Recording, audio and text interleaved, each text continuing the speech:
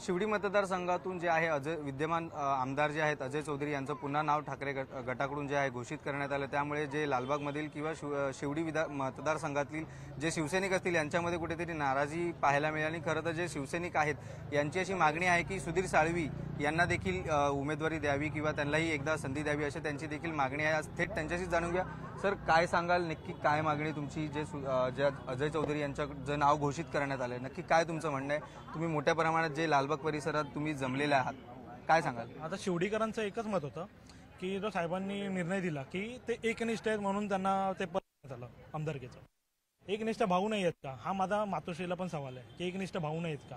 गेले 34 वर्ष ते म्हणजे प्रामाणिकपणे कुठलाही म्हणजे त्यांनी असा म्हणजे बोलतात ना आपण कुठला भोग नाही घेतलाय आणि लोकांसाठी रात्र असू दे सकाळ असू दे आणि फक्त सेनेकडून त्यांनी लोकांसाठी मदत केलेली आहे, पक्षाला वाढवलेलं आहे इथे।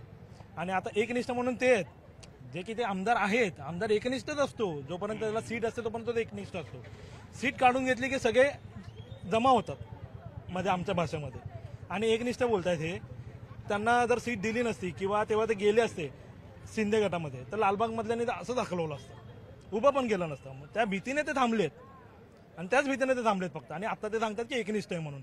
अरे एकनिष्ठ आमचे भाऊ आहेत जे गेले 34 वर्ष सेनेसाठी इथे लढत आहेत आणि सेनेला आता म्हणजे माहित नाही तुम्हाला हे तर 100% गॅरंटी देऊन सांगू शकतो की 100% जर सेनेची सीट इथे आणली तर ती फक्त सुधीर भाऊ साळवीच आणू शकतात।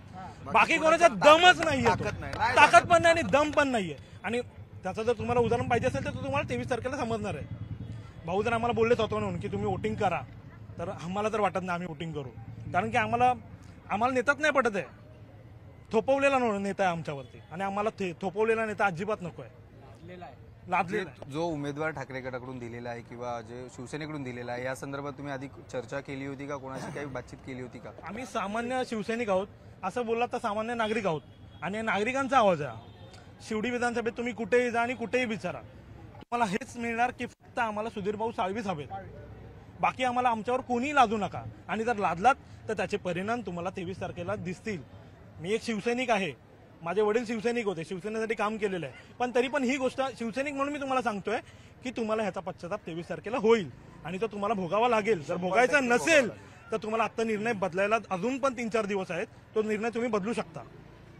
तुमचं काय म्हणणं आहे जी नाव घोषित करण्यात आलेलं आहे? नाव घोषित करण्यात आलेलं आहे ते अगदी चुकीचं आहे। त्याचं कारण असं आहे, कारण 2019ला जेव्हा स्वतःहून अजय चौधरींनी सांगितलं होतं पुढच्या वेळेला मी सीट लढणार नाही, याच्यावर ते ठाम होते।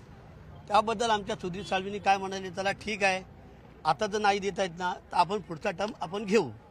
पण आता पुढच्या टर्मला सुद्धा ते नाही म्हणत आहेत। अजून त्यांना हवा आहे, कसली हवा आहे? हवा ही कसली आहे? आज ही जनता इथे उभी होती, शिवडी परळ मतदारसंघातली जी माणसं आता आली होती ती ॲक्च्युली कशासाठी आली होती? सुधीर साळवी यांनी काय बैठक बोलवली नव्हती। अगोदर मीडियाला माझं हे सांगणं आहे, काहीतरी अफवा पसरू नका, या अफवाचं कुठेतरी उल्लंघन करू नका, हेच आमचं म्हणणं आहे। आज सुधीर साळवी ज्या वेळेला आले त्यावेळेला त्यांनी सांगितलं आपला पक्षश्रेष्ठीचा जो आपल्याला निर्णय दिलेला आहे तो मान्य।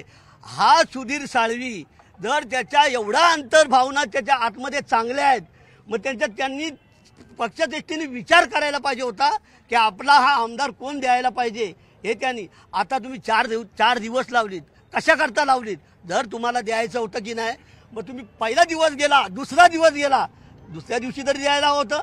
तुम्ही का सुधीर साळवींना 4 दिवस का खोळंबत ठेवलं याचा आम्हाला पहिला पक्षश्रेष्ठीनं आमचं मत आहे। मातोश्री जे आहेत बसलेले आहेत त्यांना आमचं हे सांगणं आहे की याचा विचार करा।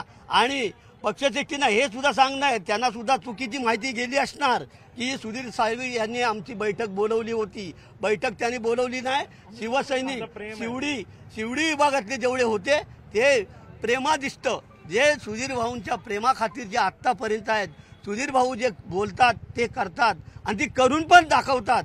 असं नाही सुधीर साळवी रात्रोरात कधी त्यांना 3 वाजता फोन करा, 4 वाजता फोन करा, ते तिथे हजर असतात। तुम्ही ह्याचं कशाला घेताय? आज ही मुलं 10वी पास झालेली आहेत, त्यांना जे ॲडमिशनसाठी आहेत ते सुधीर साळवींनी ऍडमिशन केलेले आहेत, कुणी केलेलं नाही, लक्षात ठेवा. हे पहिलं जाणून घ्या, पक्षश्रेष्ठींनी हे पहिलं जाणून घ्या. आज इथला नेता जर असेल तो आमचा सुधीर भाऊच असेल. उद्या 8 वाजता सुधीर भाऊंनी आम्हाला सांगितलेलं आहे की उद्या तुम्हाला काय तो माझा निर्णय देतो. जर आम्हाला चांगला निर्णय जर भेटला तर आम्ही त्यांच्या पाठीशी ठाम उभे आहोत. शिवडी परळ विभाग आमच्या त्यांच्या पाठीशी उभे राहील, हे त्यांनी ठाम लक्षात ठेवावं. सुधीर भाऊंना जसं तुम्ही म्हटलं, जर उमेदवारी जर निर्णय घेतला की निवडणूक नाही लढवायचा सुधीर भाऊने, तर तुमची पुढची भूमिका काय असणार आहे? किंवा सुधीर भाऊंची तर उद्या कळेलच, पण तुमची भूमिका काय असणार आहे? आमची भूमिका हीच असणार, जे सुधीर भाऊ सांगतील ना आम्हाला की बाबा आपल्याला लढवायची नाही, पण आम्ही तुम्ही लढवायची नसेल तर सुधीर साळवी साहेब आम्हाला म्हणतील की बाबा आपल्याला शिवसेनेलाच वोट करायचं आहे, पण त्या शब्दावर आम्ही ठाम राहणार नाही. हे अगोदर लक्षात ठेवा. आम्हाला जो आमदार पाहिजे आहे आणि नवतरुण आमदार पाहिजे आहे तो सुधीर साळवी सारखाच असेल आणि हा लालबागचा राजा हे घडवून आणणार, हे लक्षात ठेवा. जर समजा सुधीर साळवींना आम्ही जर सांगितलं की तुम्ही स्वतःहून निवडणूक लढवा, त्यांनी लढवली तर तुम्हाला सांगतो हे मताधिक्याने नाही आले आणि त्यांना आम्ही मताधिक्याने आणल्याशिवाय राहणार नाही, ही आमची भूमिका आहे. सांगण्यात आलं की गेल्या वर्षी 2019च्या निवडणुका झाल्या तेव्हा आम्ही शेवटची निवडणूक लढवत असं देखील शब्द दिला होता, परंतु ह्या वर्षी त्यांची पुन्हा एकदा उमेदवारी घोषित करण्यात आलेली आहे. कसं पाहता? कसं झालं, त्यावेळेला मातोश्रीने सांगितलं की तुम्हाला उमेदवारी देतो. आतापर्यंत थांबवलं. तुम्ही बोलताय एकनिष्ठ. साहेब बोलले की ठीक आहे, माझं 19 वर्ष हे शेवटचं असेल, पुढच्या वेळेला सुधीर असेल. मला एक कळतं की तुम्ही जर बोलताना असं तर तो शब्दसुद्धा पाळा. आणि मी तुम्हाला स्पष्टपणे सांगतो, जे सांगली जिल्ह्यात झालं ना पुनरावृत्ती, विशाल पाटील जसे अपक्ष उभे राहिले आणि लीड मोजावं लागलं समोरच्याला. केंद्रात सत्ता असताना संजय काका जे पडले ते कुणामुळे पडले? विशाल पाटलांच्या अपक्ष. तसं सुधीर भाऊचं होणार. सुधीर भाऊ लीड मोजावं लागेल आणि मातोश्रीलाही कळेल सुधीर साळवी काय आहे. आणि बरोबर आहे, उद्याही मातोश्री बरोबर आहे आणि कायमचा मातोश्री बरोबर राहणार. पण अपक्ष म्हणून ज्यावेळी निवडून येणार त्याच्या दुसऱ्या दिवशी आम्ही मातोश्रीवर असणार, हे लक्षात ठेवा. मातोश्रीने पण कुठेतरी तुमची तयारी सुरू आहे असं म्हणता येईल का?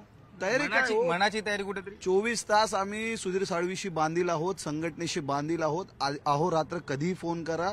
आम्ही संघटनेसाठी नाही, उद्धव साहेबांसाठी नाही, सगळ्यांसाठी बांधील आहोत. पण सुधीर भाऊवर हा झालेला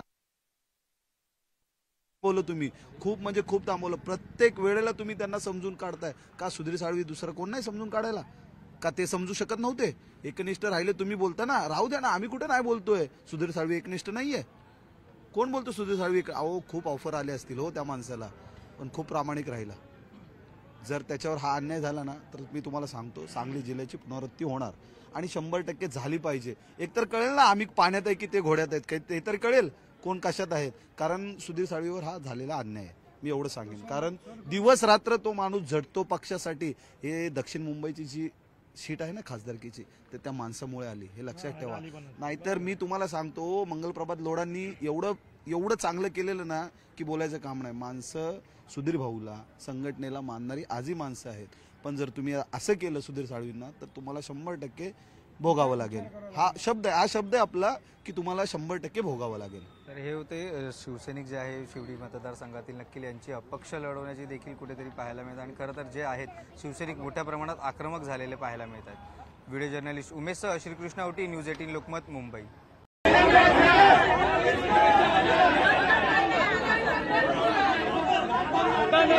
नाही